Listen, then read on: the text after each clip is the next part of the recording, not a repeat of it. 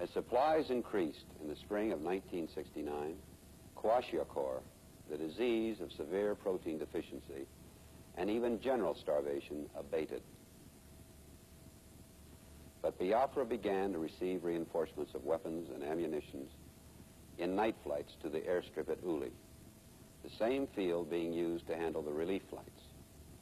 Neither side secured a definitive military victory in those months.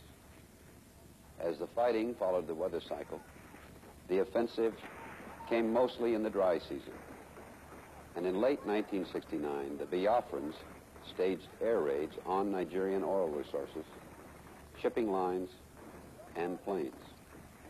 They used small training planes under the command of the Swedish pilot who a few months earlier had established the main relief air routes. Nigeria then declared that relief flights in the Biafra would no longer be tolerated unless they first permitted a Nigerian inspection for weapons and other contraband. Negotiations for daylight flights made no progress at this time. Both the International Committee of the Red Cross and the Joint Church Airlift continued to fly at night until June the 5th. That night, a Nigerian MiG shot down one of the Red Cross planes on a relief flight to Uli, and the Red Cross suspended its flights.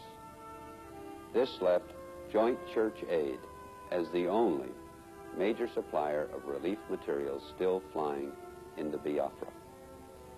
This cut outside relief in half. The December harvest was disappointing. Kwashiorkor again began to spread, and by the fall of 1969, general starvation of the population in Biafra became a real threat. A report released by the U.S. Agency for International Development in July of 1969 showed a total of 3.5 million people in need of food and supplies in the war zone. And by December of 1969, Joint Church Aid estimated that 4 million Biafran civilians, mostly women and children, were dependent on airlift deliveries. Since then, the situation in Biafra has continued to deteriorate.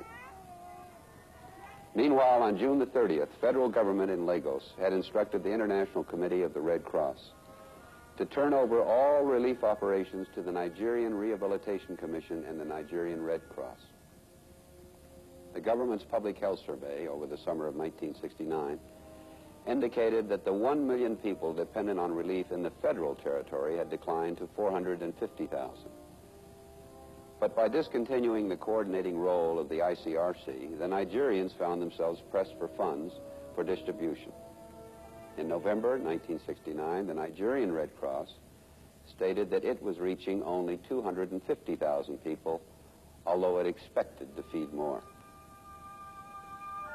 On the other side of the battle lines, Biafran self-help efforts were fruitful, but came nowhere near meeting the needs.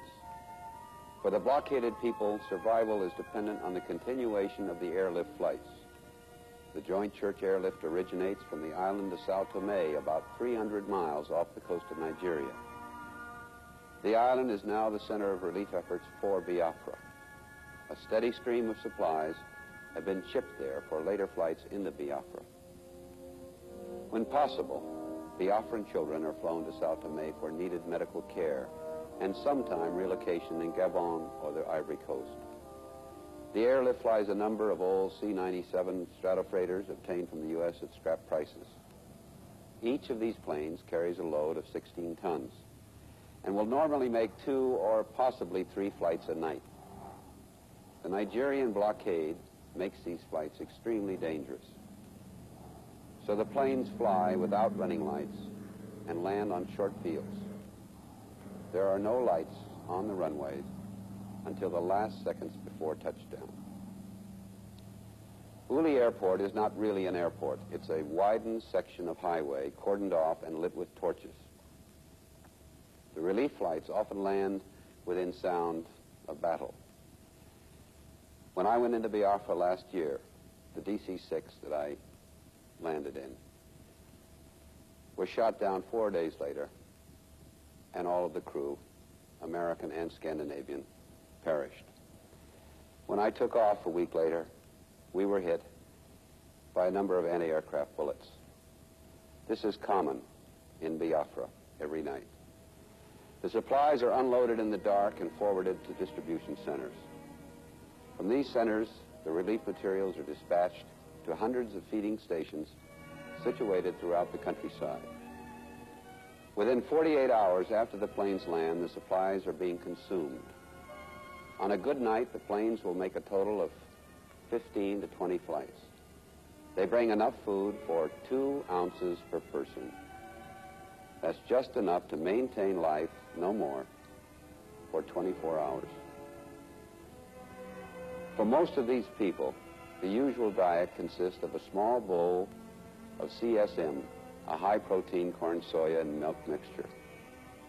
This meal is typically served between 6 and 8:30 in the morning so that the populace can eat before the Nigerian air raids begin. Those in the sick bays may get food daily, but others get no more than 3 meals a week.